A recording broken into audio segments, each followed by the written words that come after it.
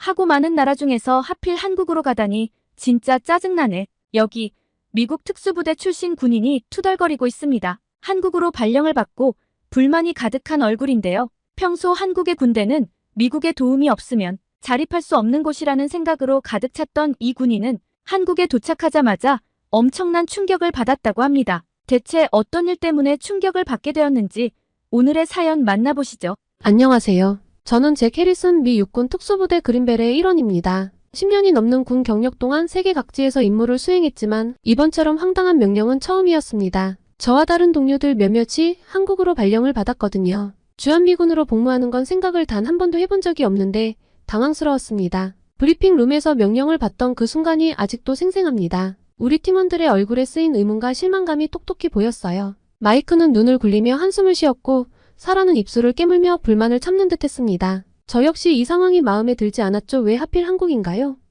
제가 물었습니다. 상관은 날카로운 눈빛으로 나를 쳐다보며 대답했어요. 상부의 결정사항이다. 더 이상의 질문은 없길 바란다. 그리고 가게 되면 한미합동훈련이 진행될 거니까 빠르게 적응하는데 최선을 다하고. 그 말에 저는 입을 다물 수밖에 없었지만 마음속으로는 여전히 의문이 가득했습니다. 우리는 세계 최강의 군대 아닌가? 저는 그동안 이라크, 아프가니스탄에서 수많은 작전을 성공적으로 수행해왔습니다. 그런 우리가 왜 한국 같은 작은 나라를 도와줘야 할까? 이런 생각이 꼬리에 꼬리를 물고 이어졌어요. 어쨌든 발령을 받았으니 어쩔 수 없었습니다. 우선 준비 기간 동안 한국에 대해 조사를 해봤어요. 그런데 별로 인상 깊은 게 없었습니다. K-팝이나 드라마 같은 문화 콘텐츠가 유명하다는 건 많은데 군사력에 대해서는 제대로 된 정보를 찾기가 어려웠죠. 하기사 군사력이 약하니 주한미군을 두고 있겠지 하고 중얼거리며 검색을 멈췄습니다. 어차피 가보면 알게 될 테니까요. 출발 전날 밤 부대 동료들과 술자리를 가졌어요. 모두들 한국행에 대해 불만을 토로했습니다. 차라리 유럽이나 중동으로 갔으면 좋았을 텐데 마이크가 한탄했죠. 사라도 동의했어요. 그래도 우리가 가서 그들에게 뭔가 가르쳐줄 수 있을 거야. 우리가 한국을 지켜주고 있잖아. 그러니까 잘 가르쳐주고 도와준다는 너그러운 마음으로 가자고. 그녀의 말에 모두가 웃으며 고개를 끄덕였습니다. 비행기에 오르면서도 이 발령의 의미를 이해할 수 없었어요. 14시간이나 되는 긴 비행 동안 내내 울적한 기분을 감출 수 없었습니다. 창밖으로 보이는 끝없는 구름들을 바라보며 이 훈련이 빨리 끝나고 다시 미국으로 돌아가고 싶다는 생각뿐이었죠. 한국에 대한 정보를 좀 더 찾아보려긴 해 엔터테인먼트 시스템을 뒤적거려봤지만 군사 정보는 거의 찾을 수 없었어요. 대신 한국의 경제 성장이나 기술 발전에 대한 내용이 주를 이뤘죠. 솔직히 별로 관심이 가지 않았습니다. 우리는 군인이지 경제학자가 아니니까요. 비행기가 서서히 고도를 낮추기 시작했을 때 창밖으로 보이는 한국의 모습은 예상과 달랐어요. 끝없이 펼쳐진 고층 빌딩들과 현대적인 도시 경관이 눈에 들어왔죠. 하지만 여전히 마음 한구석에는 의구심이 자리 잡고 있었습니다. 겉모습만 번지르르한 게 아닐까 하는 생각이 들었어요. 인천국제공항에 착륙하기 직전 저는 팀원들에게 마지막으로 당부의 말을 전했습니다. 우리는 세계 최강의 특수부대다. 그들에게 우리의 실력을 보여주자. 모두가 고개를 끄덕이며 동의했어요. 우리의 자부심은 여전히 높았고 한국군을 가르쳐줄 준비가 되어 있었죠. 비행기 문이 열리고 한국의 공기가 느껴지는 순간 왠지 모를 긴장감이 몰려왔어요. 이제부터 시작될 한국에서의 경험이 어떨지 솔직히 궁금해지기 시작했습니다. 하지만 여전히 내 마음 한켠에는 어차피 큰 기대는 하지 말자는 생각이 자리 잡고 있었죠. 입국장으로 향하는 동안 주변을 둘러보니 공항의 규모가 생각보다 크다는 걸 느꼈어요. 하지만 여전히 미국의 공항들과 비교하며 평가절하려는 마음이 들었습니다. 겉만 번지르르 하겠지라는 생각을 지울 수 없었고요. 입국 수속을 밟으면서도 계속해서 주변을 관찰했습니다. 직원들의 영어 실력이 꽤 훌륭하다는 점에서 조금 놀랐지만 여전히 큰 감흥은 없었어요. 이 정도야 당연하지라는 생각이 들었죠. 짐을 찾고 나와 대기실로 향하는 동안 팀원들과 작은 대화를 나눴습니다. 생각보다 깨끗하네. 마이크가 말했어요. 사라도 동의하며 그래도 우리나라만은 못해라고 덧붙였죠. 저 역시 고개를 끄덕이며 동의했습니다. 하지만 그때까지만 해도 우리는 몰랐어요. 이 여행이 우리의 모든 편견과 고정관념을 완전히 뒤집어 놓을 거라는 사실을요. 인천국제공항은 그저 시작에 불과했다는 것을 말입니다. 앞으로 펼쳐질 놀라운 경험들이 우리를 기다리고 있었어요. 한국에 도착해 인천국제공항의 입국장을 빠져나오는 순간 저와 동료들 눈앞에 펼쳐진 광경은 우리의 예상을 완전히 뒤엎었습니다. 인천국제공항의 규모와 현대적인 시설에 우리 모두 입이 떡 벌어졌죠. 천장까지 높이 뻗은 유리창을 통해 쏟아지는 자연광, 반짝이는 대리석 바닥, 그리고 끝없이 이어지는 세련된 시설들이 가득했습니다. 이건 분명 우리가 상상했던 아시아의 작은 나라 공항과는 거리가 멀었어요. 이게 정말 공항이야? 마이크가 놀란 목소리로 중얼거렸습니다. 사라도 고개를 끄덕이며 미국 공항보다 더 크고 깨끗해 보이는데 라고 했어요. 저 역시 눈을 크게 뜨고 주변을 둘러보았죠. 우리 셋 모두 믿기지 않는 표정으로 서로를 바라보았습니다. 그때 우리를 맞이하러 나온 한국 측 관계자인 김현우 씨가 유창한 영어로 우리를 반겼어요. 미국에서 오신 특수부대 여러분 환영합니다. 마이크가 먼저 입을 열었습니다와 이 공항 정말 크네 잠깐 둘러봐도 될까요? 김현우 씨는 미소를 지으며 고개를 끄덕였습니다. 물론이죠. 시간이 충분합니다. 공항 구경하실 때 제가 안내해 드릴게요. 우리는 천천히 공항 내부를 걷기 시작했습니다. 그때 사라가 갑자기 걸음을 멈추더니 무언가를 가리켰어요. 저게 뭐죠? 엄청 빠르게 움직이는데 김현우 씨가 설명했습니다. 아, 저건 자동 수화물 처리 시스템이에요. 시간당 54,000개의 수화물을 처리할 수 있답니다. 우리 모두 놀란 표정을 지었죠? 마이크가 물었어요. 와, 정말요? 그렇게 많이요? 네, 맞아요. 김현우 씨가 대답했습니다. 효율성을 높이기 위해 계속 개선하고 있죠.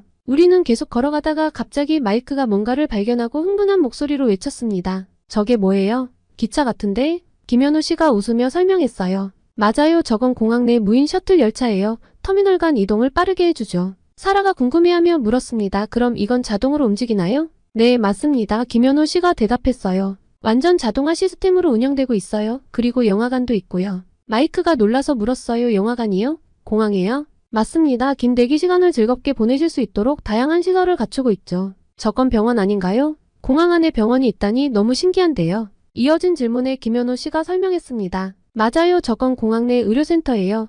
24시간 응급 의료 서비스를 제공하고 있죠. 나도 놀라서 물었습니다. 정말요? 그럼 여기서 진료도 받을 수 있나요? 물론이죠. 김현우 씨가 대답했어요. CT 스캐너, 엑스레이 기계, 심지어 작은 수술실까지 갖추고 있답니다. 마이크가 궁금해하며 물었습니다. 와, 대단하네요. 그럼 이런 시설을 실제로 사용한 적도 있나요? 김현우 씨는 고개를 끄덕이며 대답했어요. 네, 물론이죠. 얼마 전에도 외국인 관광객이 심장마비로 쓰러졌는데 여기서 응급처치를 받고 목숨을 건졌답니다. 그의 말에 이런 시설이 생각보다 더 체계적이고 전문적으로 사람의 생명을 구하는 데 쓰인다는 사실에 깊은 인상을 받았어요. 저는 우리를 태우러 온 차를 기다리면서 저는 문득 이번 주한미군 발령에 대한 기대감이 생기기 시작했습니다. 과연 한국군은 어떨지 정말 궁금해졌죠. 우리가 우습게 봤던 이 나라에서 배울 것이 정말 많을 것 같다는 생각이 들었습니다. 미군에 대한 특혜도 많다고 들었고요. 차에 오르면서 김현우 씨가 말했어요. 앞으로 여러분들이 머물 관사로 가겠습니다. 내일부터 본격적인 훈련이 시작될 거예요. 그의 말에 우리는 고개를 끄덕였습니다. 이제는 더 이상 귀찮은 임무가 아니라 흥미진진한 도전으로 느껴졌어요. 차창 밖으로 보이는 서울의 야경을 바라보며 저는 이 여행이 우리에게 어떤 변화를 가져다 줄지 기대하게 되었습니다. 고층 빌딩들이 밤하늘을 수놓은 모습은 마치 미래 도시를 보는 것 같았어요. 뉴욕이나 LA 못지않게 멋졌습니다. 우리는 관사에 도착해 짐을 풀면서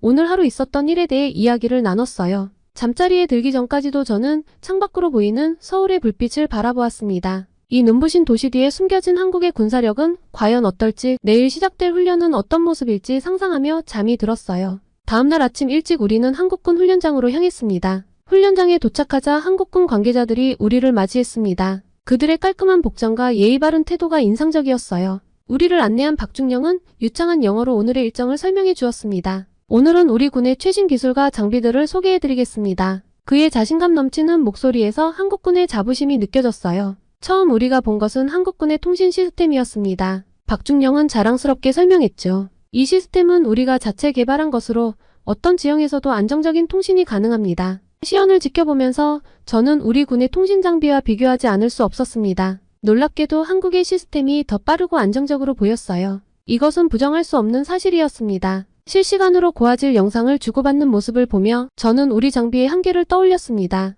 다음으로 우리는 한국군의 무인 정찰기를 보게 되었는데 작고 가벼워 보였지만 성능은 놀라웠어요. 이 드론은 24시간 연속 비행이 가능하며 고해상도 영상을 실시간으로 전송할 수 있습니다. 박중령의 설명을 들으며 저는 우리 군에도 이런 장비가 있으면 좋겠다는 생각이 들었습니다. 특히 야간 투시 능력과 열감지 센서의 정확도는 정말 인상적이었어요. 그러나 진짜 충격은 그 다음이었습니다. 박중령이 우리를 거대한 경납고로 안내했을 때 우리 모두의 입에서 탄성이 터져나왔어요. 그곳에는 현무5라고 불리는 미사일이 있었죠. 이 미사일은 우리가 최근에 개발한 것으로 정확도와 파괴력 면에서 세계 최고 수준입니다. 박중령의 설명을 들으며 저는 미국의 미사일 기술과 비교하고 있었습니다. 현무5를 자세히 살펴보면서 저는 놀라운 사실들을 알게 되었습니다. 이 미사일은 초음속으로 비행할 수 있으며 다중 탄두를 탑재할 수 있다고 했어요. 더욱 놀라운 것은 정확도였습니다. 박중령은 이 미사일이 수미터 오차 범위 내에 목표물을 타격할 수 있다고 설명했어요. 이는 우리 군의 일부 미사일보다도 뛰어난 성능이었죠. 아니, 한국이 언제 이렇게 강력한 국사력을 갖춘 거죠? 이런 생각을 하는 내 자신이 믿기지 않았습니다. 불과 며칠 전만 해도 한국의 군사력을 우습게 여겼는데 말이에요. 현무5를 보며 저는 한국의 기술력을 완전히 잘못 판단했다는 것을 깨달았습니다. 이 미사일 하나만으로도 한국은 세계적인 군사 강국임이 분명했어요. 한국의 현무5를 직접 눈앞에서 보았을 때 우리는 모두 숨을 멈췄습니다. 그 압도적인 크기와 정교한 디자인은 우리가 알던 어떤 미사일과도 달랐어요. 특히 현무5의 다중 탄도 시스템은 우리에게 큰 충격을 주었습니다. 한 번의 발사로 여러 목표를 동시에 타격할 수 있다니 이는 전략적으로 엄청난 이점이었죠. 한국은 도대체 언제 이렇게 고도의 군사력을 갖추게 된 걸까? 말이 안 나오더라고요. 한국 기술진이 자체 개발했다는 사실에 우리는 자존심이 상하게도 그저 경외심을 느낄 수밖에 없었습니다. 현무5의 정확도와 사거리에 대한 설명을 들었을 때 우리는 서로를 바라보며 놀란 표정을 감추지 못했어요. 이 미사일 하나만으로도 한국의 방위력이 얼마나 강력한지 실감할 수 있었습니다. 이어서 박중령은 계속해서 한국군의 다른 첨단 장비들을 소개했습니다. 레이저 유도 포탄, 전자전 장비, 그리고 첨단 전투복들을 설명했습니다. 모두 우리의 예상을 뛰어넘는 수준이었어요. 특히 전투복에 내장된 생체 신호 모니터링 시스템은 정말 인상적이었습니다. 이 시스템은 전투원의 생체 신호를 실시간으로 감지하고 위험 상황을 즉시 알려준다고 했어요. 이런 기술이 있다면 전장에서 얼마나 많은 생명을 구할 수 있을지 상상이 되더군요. 그리고 한국군 장교들과 대화를 나누면서 저는 한국군의 높은 교육 수준과 전문성에 놀랐습니다. 많은 장교들이 미국에서 유학한 경험이 있었고 국제 정세에 대한 깊은 이해를 가지고 있었어요. 그들의 영어 실력도 훌륭했습니다. 한 장교는 중동 정세에 대해 나보다 더 상세히 알고 있었고 다른 장교는 최신 군사 전략에 대해 열띤 토론을 펼쳤죠. 오후에는 한국군의 사이버 방어 시스템을 견학했습니다. 우리는 세계 최고 수준의 IT 인프라를 바탕으로 강력한 사이버 방어 능력을 갖추고 있습니다. 박중령의 설명을 들으며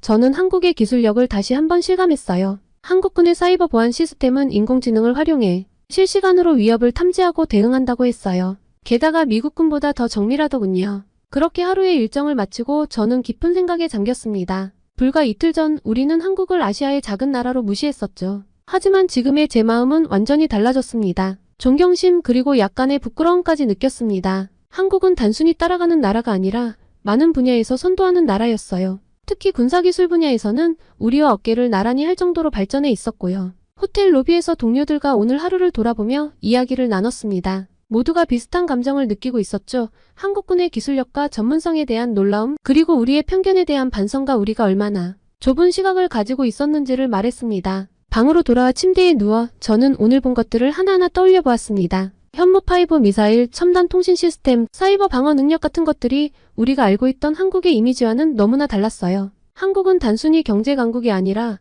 군사기술 분야에서도 세계를 선도하는 국가였습니다. 이런 사실을 몰랐던 우리의 무지가 부끄러워졌어요. 문득 궁금해졌습니다. 우리가 한국에 대해 모르는 것이 얼마나 더 많을까? 이런 생각을 하니 앞으로의 훈련이 더욱 기대되기 시작했어요. 우리가 배울 수 있는 것이 훨씬 더 많을 것 같다는 예감이 들었죠. 한국군의 훈련 방식, 전략, 그리고 그들의 군사, 철학까지 모두 새롭게 아마도 직접 경험하지 않으면 이해하기 힘들 겁니다. 이틀 만에 이렇게 크게 바뀐 저의 생각들을 정리하며 나는 앞으로의 훈련이 더욱 기대되기 시작했습니다. 한국은 우리에게 더 많은 것을 보여줄 준비가 되어 있는 것 같았고 우리는 이제 그것을 받아들일 준비가 되어 있었어요. 이 경험이 우리 군에 어떤 영향을 미칠지 그리고 우리가 어떻게 변화할지 궁금해졌습니다. 새벽 4시 우리는 한국 특수부대의 훈련에 본격적으로 동참하기 위해 기상했습니다. 아직 어둠이 가시지 않은 시간 한국군 훈련장으로 향하는 길에 나는 약간의 긴장감을 느꼈어요. 우리가 세계 최고의 특수부대라고 자부해왔지만 지난 이틀간의 경험으로 한국군에 대한 기대가 높아져 있었거든요.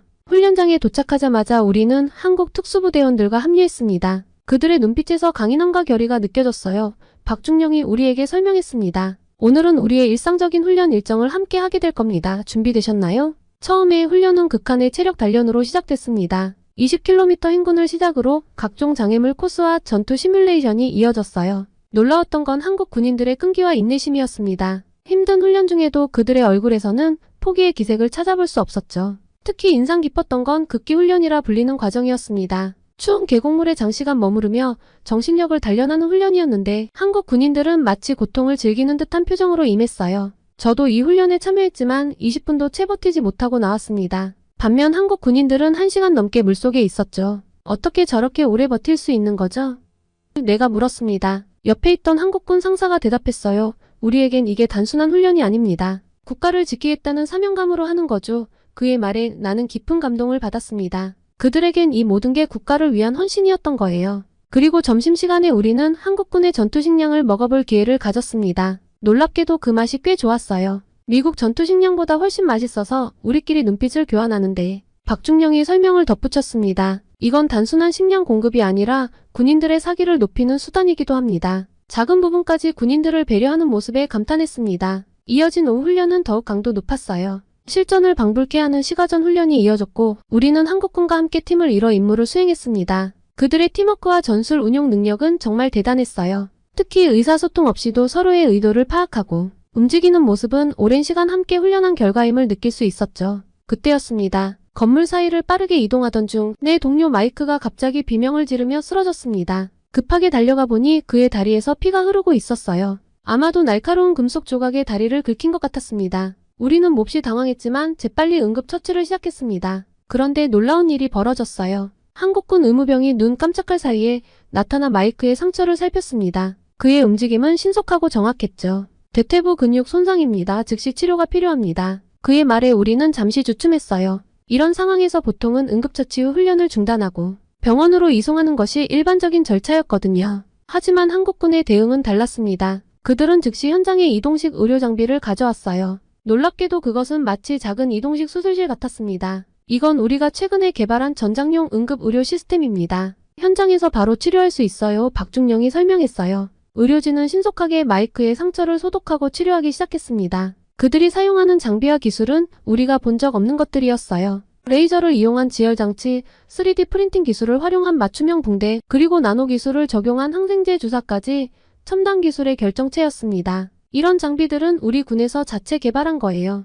전장에서의 신속한 치료와 복귀를 목표로 만들어졌죠. 한 군의관이 설명해 주었습니다. 저는 그 말을 듣고 깊은 감명을 받았어요. 그들은 단순히 치료하는 것을 넘어 군인들이 최대한 빨리 임무에 복귀할 수 있도록 모든 것을 고려하고 있었던 거예요. 놀랍게도 30분도 채 지나지 않아 마이크의 치료가 거의 끝나가고 있었습니다. 이제 곧 움직일 수 있을 거예요. 하지만 오늘은 무리하지 말고 쉬는 게 좋겠습니다. 군의관의 말에 마이크는 오히려 아쉬워하는 표정을 지었습니다. 이 사건을 통해 우리는 한국군의 또 다른 면을 보게 되었습니다. 그들의 첨단 의료기술과 신속한 대응 능력은 정말 감탄할 만한 수준이었어요. 동시에 그들의 배려심도 느낄 수 있었습니다. 훈련 중 발생한 사고였지만 그들은 우리를 자신들이 동료처럼 대하며 최선을 다해 치료해 주었으니까요. 한국군의 강인한 정신력뿐만 아니라 그들의 첨단 기술과 효율적인 시스템까지 모든 면에서 우리가 배울 점이 많다는 걸 깨달았어요. 특히 의료 분야에서의 그들의 발전은 정말 놀라웠습니다. 이곳에 처음 도착했을 때 저는 얼마나 편견에 사로잡혀 있었는지 떠올랐습니다.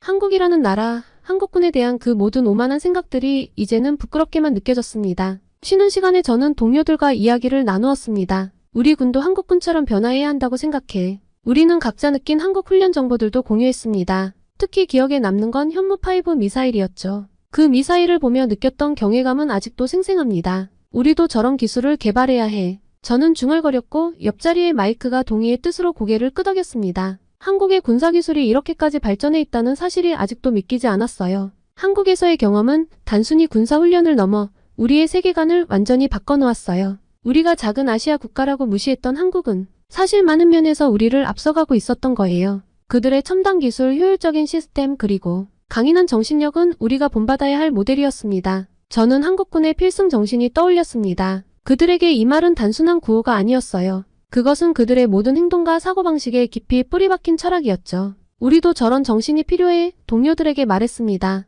단순히 임무를 수행하는 것을 넘어 국가를 위해 헌신하는 마음가짐 말이야. 한국군의 사이버 보안 시스템도 정말 인상적이었어. 사라가 말했죠. 우리도 그런 시스템을 구축할 필요가 있어. 현대 전쟁에서 사이버 공간의 중요성은 더욱 커질 테니까. 한국의 사이버 방어 능력은 정말 놀라웠어요. 한국은 이미 미래 전장을 대비하고 있었던 거죠. 그때 마이크가 자신의 다리를 가리키며 말했습니다. 의료기술도 잊지 말자고. 내가 직접 경험해봤지만 그들의 의료 시스템은 정말 대단해. 전장에서 신속하게 부상병을 치료하고 복귀시킬 수 있다니. 그의 말에 우리 모두 고개를 끄덕였어요. 한국군의 의료기술은 우리 군에도 큰 도움이 될 거라 확신했습니다. 앞으로 미국군과 한국군과의 정기적인 교류 프로그램에는 절대 빠지면 안 되겠어. 그리고 미국에서도 더 많은 인원이 참여해야겠고 우리가 경험한 것처럼 직접 보고 느끼는 것만큼 효과적인 건 없으니까. 그의 제안에 우리 모두 동의했어요. 지속적인 교류를 통해 양국 군대가 함께 발전할 수 있을 거라는 확신이 다들 들은 거죠. 우리가 한국에 대해 완전히 잘못 알고 있었고 한국군에게서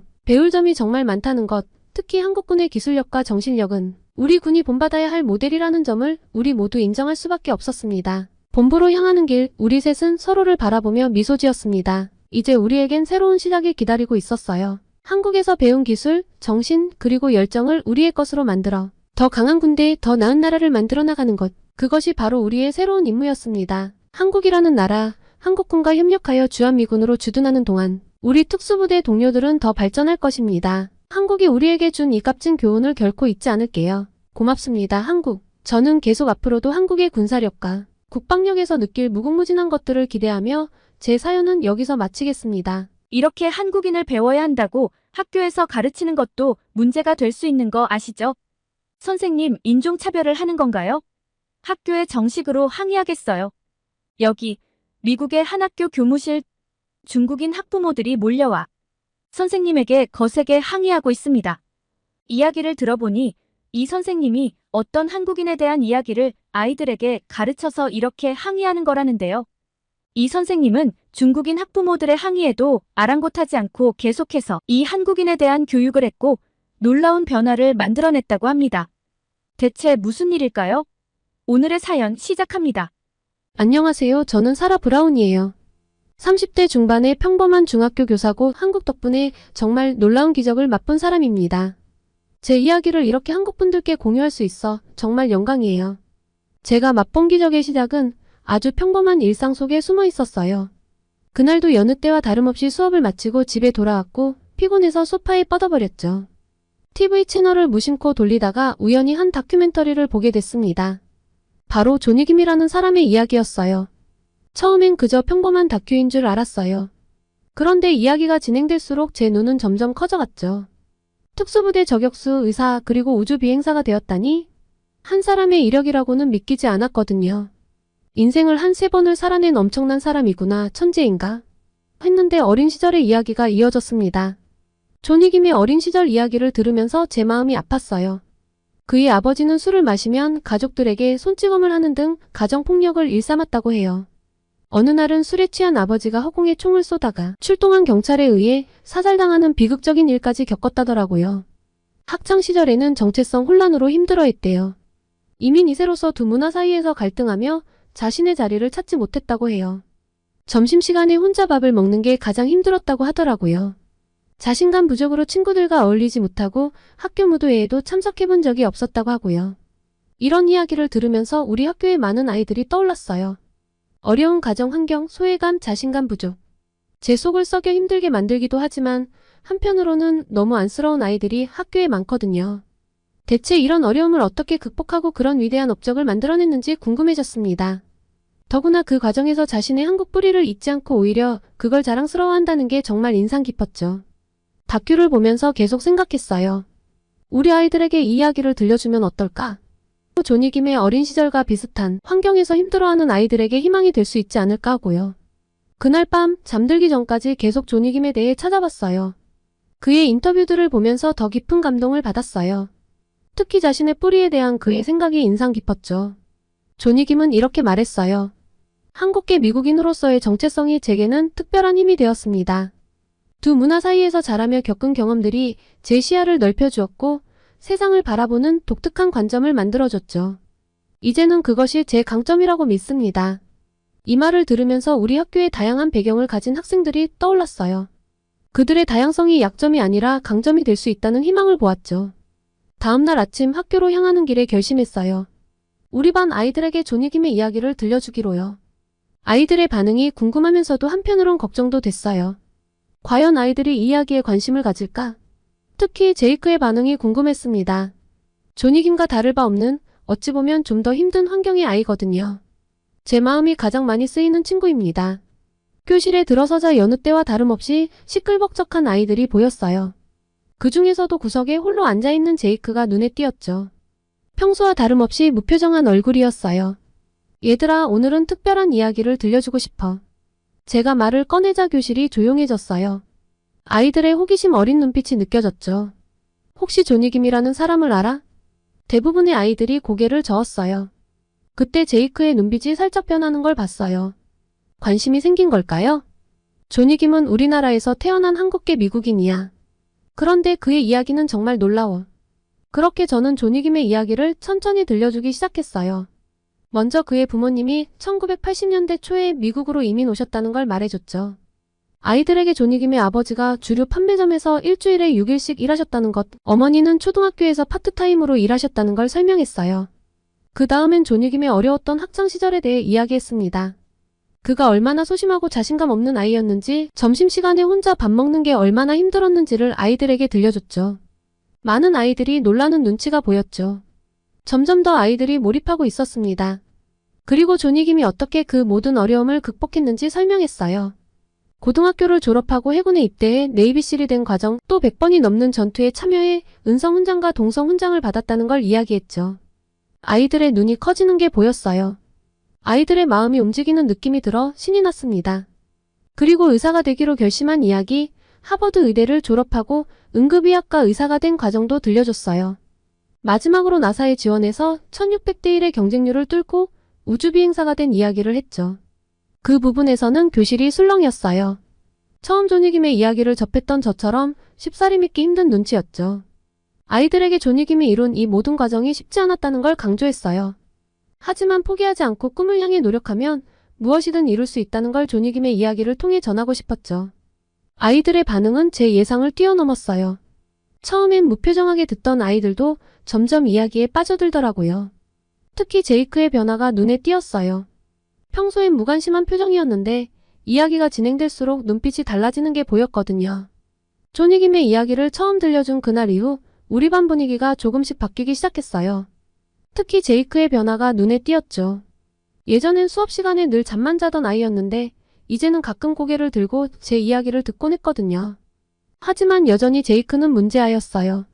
다른 아이들과 잘 어울리지 못하고 숙제도 거의 안 해오고. 그래서 어느 날 저는 제이크를 따로 불렀어요. 제이크, 잠깐 이야기 좀 할 수 있을까? 제이크는 무뚝뚝하게 고개를 끄덕였어요. 그 모습이 왠지 조니김의 어린 시절과 겹쳐 보이더라고요. 너 요 근래 나를 가장 반짝이며 봤을 때가 언젠지 알아? 대답을 하지 않더군요. 부드럽게 웃으며 말을 이어갔습니다. 조니김 이야기를 들려줄 때 유일하게 안 졸고 나를 쳐다보던데. 혹시 그의 이야기에서 흥미로운 게 있었니? 제이크는 잠시 망설이다가 입을 열었어요. 그냥 그 사람도 어릴 때 저랑 비슷했다고 해서 호기심이 좀 갔던 것 뿐이에요. 그 말을 듣는 순간 저는 가슴이 뭉클해졌어요. 제이크가 조니김의 이야기에서 자신을 발견했다는 걸 알게 됐거든요. 변화에 싹이 생길 수 있다는 희망을 보았습니다. 그래, 맞아. 조니김도 너처럼 어려운 시절을 보냈어. 하지만 그는 그걸 극복하고 대단한 사람이 됐지. 처음 그 이야기를 접했을 때 나도 놀랐어. 제이크의 눈빛이 흔들리는 게 보였어요. 그래서 저는 수업 시간에 말했던 것보다 더 자세하게 조니김의 이야기를 들려주기 시작했습니다. 가정폭력에 시달렸던 이야기, 학창시절에 왕따였던 이야기, 그리고 어떻게 그 모든 것을 이겨냈는지. 제이크, 내가 얼마나 힘든 상황인지 잘 알아. 내 아버지가 술 문제로 집을 나가셨고 어머니 혼자 너희 3남매를 키우느라 고생하시는 걸 봤어. 내가 아르바이트를 하면서 동생들을 돌보고 있다는 것도 알고 있어. 학교에서도 따돌림 당하고 성적 때문에 스트레스 받는 것도 다 알고 있단다. 하지만 제이크, 조니김도 너와 비슷한 상황이었어. 그의 아버지도 폭력적이었고 가정 형편도 어려웠지. 학교에선 왕따였고 자신감도 없었대. 그래도 그는 포기하지 않았어. 그리고 봐, 지금은 우주비행사가 되었잖아. 난 너가 조니김과 닮은 것 같아, 제이크. 내 안에도 그와 같은 힘이 있다고 믿어. 지금은 힘들겠지만 넌 반드시 이 상황을 극복할 수 있을 거야. 내가 가진 잠재력은 정말 대단해. 난 내가 무엇이든 될 수 있다고 믿어. 조니김처럼, 아니 어쩌면 그 이상으로 대단한 사람이 될 수 있을 거야. 힘들 때마다 기억해. 넌 혼자가 아니야. 내가 항상 곁에 있을 거고 널 응원하고 있어. 우리 함께 이 어려움을 이겨내보자. 어떤 게 필요하든 말해줘. 내가 할 수 있는 한 모든 도움을 줄게. 제이크는 고개를 숙인 채 아무 말도 하지 않았어요. 하지만 그의 어깨가 살짝 떨리는 걸 봤죠. 뭔가 변화가 시작된 것 같았습니다. 그 후로 저는 제이크에게 더 많은 관심을 기울였어요. 수업 시간에 질문도 더 자주 하고 쉬는 시간에도 종종 이야기를 나눴죠. 처음엔 제이크가 어색해했지만 점점 마음을 열기 시작했어요. 어느 날 제이크가 숙제를 해왔더라고요. 비록 모든 문제를 다 풀진 못했지만 그래도 노력한 흔적이 보였어요. 저는 정말 기뻤죠. 제이크 정말 잘했어. 이렇게 노력하다 보면 넌 반드시 성공할 거야. 제이크의 얼굴에 살짝 미소가 번졌어요. 그 모습을 보는 순간 저는 확신했죠. 제이크도 변할 수 있다고요. 하지만 모든 게 순탄하진 않았어요. 어느 날 제이크가 다른 아이와 싸워서 교무실에 불려갔거든요. 저는 얼른 달려갔죠. 제이크 무슨 일이야? 제이크는 고개를 숙인 채 대답하지 않았어요. 하지만 저는 포기하지 않았죠. 내가 화가 난 이유를 말해줄 수 있어? 우리 같이 해결해보자. 그제서야 제이크가 입을 열었어요. 알고 보니 다른 아이가 제이크의 가정 형편을 놀렸던 거예요. 저는 제이크의 손을 잡았죠. 제이크, 내가 얼마나 화났을지 이해해. 하지만 폭력은 해결책이 될 수 없어. 조니김도 비슷한 상황을 겪었지만 그는 폭력 대신 자기 개발을 선택했어. 제이크의 눈에 눈물이 고이는 걸 봤어요. 그 순간 저는 제이크를 꼭 안아주었죠. 넌 혼자가 아니야, 제이크. 난 항상 내 편이야. 우리 함께 이겨내보자. 그 일 이후로 제이크의 변화는 더욱 뚜렷해졌어요. 수업 태도도 좋아지고 다른 아이들과도 조금씩 어울리기 시작했죠. 물론 여전히 문제가 있긴 했지만 확실히 나아지고 있었어요. 어느 날 제이크가 제게 물었어요. 선생님, 저도 조니김처럼 될 수 있을까요? 저는 미소 지으며 대답했죠. 물론이지, 제이크. 넌 이미 그렇게 되어가고 있어. 조니김도 하루아침에 변한 게 아니야. 매일 조금씩 노력한 결과야. 제이크의 눈에서 처음으로 희망의 빛을 봤어요. 그 순간 저는 제가 옳은 일을 하고 있다는 확신이 들었죠. 이렇게 제이크와의 특별한 여정이 시작됐어요. 물론 아직 갈 길이 멀었지만 저는 믿었어요. 제이크가 그리고 우리 반 모든 아이들이 각자의 잠재력을 꽃피울 수 있다고요. 조니김의 이야기가 그 씨앗이 되어줬죠. 이제 그 씨앗이 어떻게 자랄지 정말 기대됐어요. 제이크의 변화는 정말 놀라웠는데요. 처음엔 조금씩 그러다 눈에 띄게 달라지기 시작했죠. 어느 날 제이크가 수업 시간에 손을 들었어요. 그것도 자발적으로요. 선생님, 이 문제 어떻게 푸는지 설명해 주실 수 있나요? 순간 교실이 조용해졌어요. 다들 제이크가 수업에 참여하는 걸 처음 봤거든요. 저는 얼른 미소 지으며 대답했죠. 물론이지, 제이크. 정말 좋은 질문이야. 그날 이후로 제이크는 수업 시간마다 적극적으로 참여하기 시작했어요. 질문도 하고 발표도 했습니다. 때로는 틀리기도 했지만 그래도 포기하지 않았죠. 그리고 이 노력은 달라진 성적으로 증명됐습니다. 제이크가 시험 결과를 받고 환하게 웃는 걸 봤죠. C를 받았더라고요. 예전에 F에서 많이 올랐죠. 아니, 오른 수준이 아니었습니다. 예전엔 그냥 백지를 제출했었거든요. 제이크 정말 대단해. 내가 얼마나 노력했는지 알아. 조니김도 이렇게 한 걸음씩 나아갔을 거야. 제이크는 쑥스러운 듯 웃으며 말했어요. 선생님, 저 군대에서 장교를 하고 싶어요. 제가 될 수 있을까요? 물론이지. 넌 무엇이든 될 수 있어. 중요한 건 포기하지 않는 거야. 그 말을 듣고 제이크의 눈이 반짝였어요. 그 눈빛에서 저는 희망을 봤죠. 제이크의 변화는 다른 아이들에게도 영향을 미쳤습니다. 특히 제이크처럼 어려운 환경에 있는 아이들이 더 엄청난 변화를 보였어요. 해서 뭐가 달라져 해서 조금씩 변화하는 제이크를 보며 나도 할 수 있을지도 모른다고 생각하기 시작했던 것 같습니다. 가장 기억에 남는 학생은 에밀리라는 여학생이었어요. 편모 가정에서 자라며 항상 위축돼 있던 아이였죠. 어느 날 에밀리가 제게 와서 말했어요. 선생님, 저도 제이크처럼 변하고 싶어요. 어떻게 하면 될까요? 저 사실 공부를 그동안 제대로 안 해서 뭐부터 해야 할지 모르겠어요. 저는 에밀리의 손을 잡고 말했죠. 에밀리, 넌 이미 첫걸음을 뗐어. 변하고 싶다고 생각한 것 자체가 시작이야. 이제 조금씩 노력해보자. 내가 도와줄게. 그렇게 에밀리도 다른 아이들도 하나둘 변화하기 시작했어요. 수업 시간에 조용하던 교실이 이제는 질문과 토론으로 활기차졌죠. 물론 모든 게 순탄하진 않았어요. 때로는 아이들이 좌절하고 포기하려 할 때도 있었죠. 그럴 때마다 저는 조니김의 이야기를 다시 들려줬어요. 조니김도 수없이 많은 실패를 겪었어. 하지만 그는 포기하지 않았지. 그래서 지금의 위대한 사람이 된 거야. 너희들도 할 수 있어. 점점 아이들의 성적이 올랐어요. 학교 폭력 문제도 줄어들었고요. 선생님들 사이에서도 우리 반 얘기가 화제가 되기 시작했죠. 브라운 선생 도대체 어떻게 한 거예요? 아이들이 많이 달라졌어요. 저는 그저 미소 지으며 대답했어요. 아이들 안에 있던 잠재력을 깨운 것뿐이에요. 존익임의 이야기가 그 계기가 됐죠. 교장 선생님은 그게 무슨 소리냐며 의아해하셨는데 웃어넘겼습니다. 제대로 한 학기를 잘 맞춰보고 싶었거든요. 그러고 나면 꼭 건의하고 싶었던 것이 있었습니다. 제 예상대로 학기가 끝나갈 무렵 우리 반은 완전히 달라져 있었어요. 성적은 물론이고 아이들의 태도, 서로를 대하는 모습까지 가장 말썽쟁이였던 우리 반 아이들의 모든 게 변했죠. 교장 선생님께서 저를 부르셨어요. 브라운 선생 정말 대단해요. 궁금해서 참을 수가 없군요. 어떻게 이런 변화를 만들어냈죠? 그때 얼핏 말했던 존이, 그 사람은 대체 뭐예요? 저는 존익임의 이야기를 들려드렸어요. 그리고 아이들이 어떻게 그 이야기에서 희망을 얻고 변화했는지 설명했죠. 교장 선생님은 깊은 감명을 받으신 듯 했어요. 기회를 놓치지 않고 건의했습니다. 이 이야기를 다른 반 아이들에게도 들려주면 어떨까요? 아니, 전교생에게 들려주는 건 어떨까요? 우리 반 아이들의 변화를 보며 존익임의 이야기를 더 많은 아이들에게 알려주고 싶었어요. 교장 선생님께서 기쁘게 동의해 주셨습니다. 저는 정말 감격스러웠어요. 이 작은 시도가 이렇게 큰 변화를 가져올 줄은 몰랐거든요. 교장 선생님은 전교생이 다 모이는 자리를 가급적 빠르게 가지자고 하셨어요. 저는 조금 부담스럽기도 했지만 동시에 가슴이 뛰었어요. 더 많은 아이들에게 희망을 줄 수 있다는 생각이 들었으니까요. 교장 선생님, 이번 시도가 좋은 결과를 가지고 오겠죠? 교장 선생님은 환하게 웃으셨죠. 물론이에요, 브라운 선생. 당신이 만들어낸 변화를 봤잖아요. 이건 우리 학교 전체에 필요한 이야기예요. 그렇게 우리는 전교생 대상 특별 강연을 준비하기 시작했어요. 제가 존익임의 이야기를 들려주고 우리 반 아이들이 자신들의 변화 경험을 나누는 식으로요. 준비 과정에서 제이크가 제게 와서 말했어요. 선생님, 저도 이야기하고 싶어요. 제가 어떻게 변했는지 솔직하게 제 이야기를 나누면 다른 친구들에게도 도움이 될 것 같아요.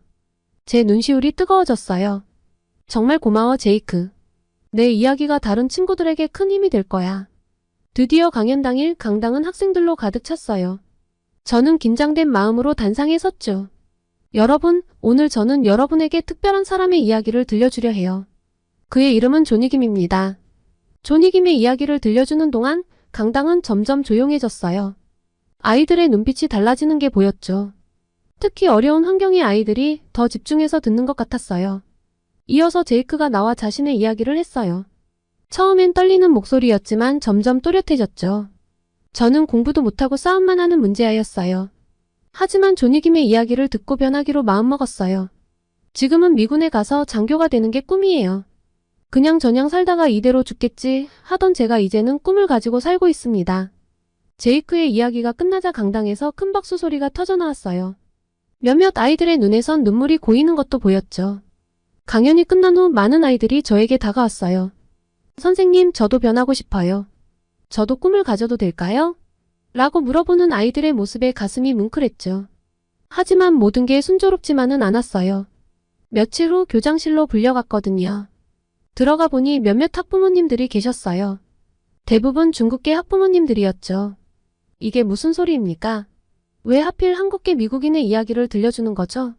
이건 명백한 인종차별이에요. 한 어머님이 화를 내며 말씀하셨어요.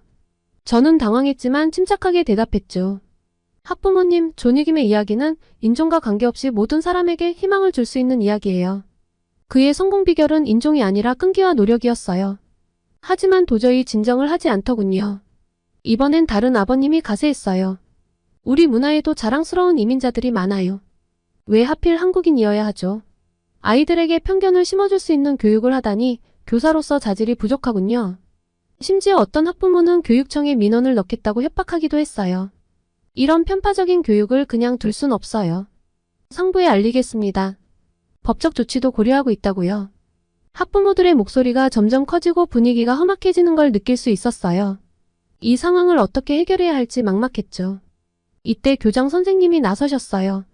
여러분, 잠시만 들어주세요. 존익임의 이야기는 단순히 한 인종의 성공 스토리가 아닙니다. 이건 어려운 환경을 극복하고 꿈을 이룬 보편적인 이야기입니다. 우리 아이들에게 꼭 필요한 메시지죠. 교장 선생님은 이어서 우리 반의 변화에 대해 설명하셨어요. 성적이 오르고 학교 폭력이 줄어들고 아이들이 꿈을 갖게 된 이야기를 들려주셨죠. 이건 단순한 이야기가 아니라 우리 아이들에게 희망을 주는 도구입니다. 인종을 떠나 모든 아이들에게 도움이 될 거예요. 이 점을 이해해 주셔야 합니다. 학부모님들의 표정이 조금씩 누그러지는 게 보였어요. 한 학부모님이 말씀하셨죠. 알겠습니다. 하지만 앞으로는 다양한 배경의 성공 스토리도 들려주면 좋겠네요. 교장 선생님은 기쁘게 동의하셨어요. 물론입니다. 우리는 모든 학생들에게 균형 잡힌 교육을 제공할 거예요. 하지만 지금은 존이김의 이야기가 우리 아이들에게 꼭 필요하다고 생각합니다. 약간의 소동이 있었지만 우리 학교의 변화는 차근차근 진행되고 있었습니다. 그리고 놀라운 변화는 제이크와 에밀리, 우리 반을 넘어 이젠 학교 전체로 퍼졌죠. 복도를 걸을 때마다 느껴지는 활기찬 분위기, 수업 시간의 열정적인 토론, 쉬는 시간에 서로를 돕는 아이들의 모습까지 모든 게 새로워졌죠. 특히 제이크의 변화는 정말 놀라웠어요. 이제 그는 학교의 모범생이 되었고 친구들에게 인기를 얻었습니다. 매일 아침 일찍 와서 공부하고 수업 시간에는 항상 적극적으로 참여해요. 더 감동적이었던 건 스스로 남들을 돕고자 하는 시도까지 했다는 거예요. 어느 날 제이크가 저를 찾아와서 이야기하더군요. 선생님, 제가 동아리를 만들고 싶어요. 어려운 처지에 있는 친구들을 돕는 동아리요. 저는 깜짝 놀랐어요. 와, 정말 멋진 생각이구나. 어떤 활동을 하고 싶어? 제이크의 눈이 반짝였어요. 공부를 도와주고 고민 상담도 해주고 제가 선생님께 받은 도움을 다른 친구들에게도 나눠주고 싶어요. 그 순간 제 눈에 눈물이 고였어요. 제이크가 이렇게 성장할 줄 몰랐거든요. 제이크의 동아리는 금세 인기를 끌었어요. 많은 학생들이 참여했고 서로 돕는 문화가 학교 전체로 퍼져갔죠. 성적이 오르는 것은 물론이고 학교 폭력도 눈에 띄게 줄어들었어요. 제이크는 어떻게 되었냐고요? 멋지게 대학에 진학했고 ROTC 장학생으로 선발되었습니다. 대학 학비도 지원받고 졸업 후엔 장교로 임관할 수 있는 기회를 얻은 거죠. 온 학교가 축하 분위기에 휩싸였어요. 제이크는 흥분된 목소리로 말했어요. 선생님, 제가 꿈꾸던 거예요. 대학에서 공부하면서 군사훈련도 받고 졸업하면 장교가 될 수 있어요. 나중에는 의무병가를 지원해서 군의관이 되고 싶어요. 존이김처럼요. 제이크의 성공 소식은 다른 학생들에게도 큰 자극이 되었어요. 제이크가 할 수 있다면 나도 할 수 있어. 라는 생각이 학생들 사이에 퍼져나갔죠. 특히 어려운 환경에서 자란 학생들에게 큰 희망이 되었어요. 존이김의 이야기로 시작된 작은 변화가 이렇게 큰 파도를 만들어낼 줄 몰랐어요. 한 사람의 이야기가 수많은 사람들의 삶을 바꿀 수 있다는 걸 직접 목격한 거죠. 이제 우리 학교의 모든 학생들이 각자의 꿈을 향해 달려가고 있어요. 제게 이런 보람을 느끼게 해준 존이김, 그리고 그의 뿌리인 한국에 진심으로 감사드려요. 앞으로 또 학교에 좋은 소식이 있다면 메일 보내겠습니다. 다들 건강한 여름 보내세요. 오늘의 사연 재미있게 들으셨나요? 오늘의 사연이 마음에 드셨다면 구독과 좋아요를 눌러주세요. 여러분의 구독과 좋아요는 계속해서 좋은 사연을 소개할 수 있는 힘이 됩니다. 이상 감동저장소였습니다.